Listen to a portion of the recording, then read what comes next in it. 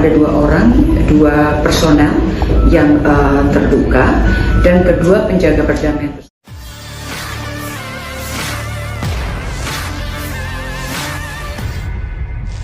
Jadi serangan terhadap tower di Napura, dan ada 2 orang, 2 personel yang terluka, dan kedua penjaga perdamaian tersebut adalah personel dari Indonesia.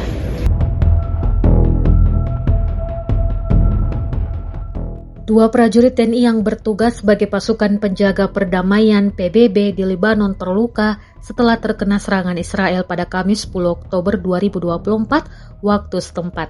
Serangan tersebut melukai prajurit 1 atau Pratu Eki Arifianto dan prajurit kepala atau Praka Nofrian Syaputra. Dilansir dari Kompas ID, Kamis serangan yang melukai Egi dan Nofrian bermula ketika pasukan Israel terlibat baku tembak dengan Hizbullah pada Kamis dini hari. Baku tembak tersebut berlangsung beberapa jam hingga pagi hari. Israel kemudian mengerahkan beberapa tank di sekitar markas Unifil. Tank yang dikerahkan Israel juga menembak ke berbagai arah. Pada pukul 5 waktu setempat, penjaga Unifil yang berada di menara lain melaporkan bahwa menara tempat Egi dan Nofrian bertugas dibidik oleh Israel menggunakan laser. Tidak berselang lama, Israel menembakkan peluru ke arah menara tersebut. Evakuasi terhadap Egi dan Nofrian baru dilakukan 10 menit setelah Israel menyerang.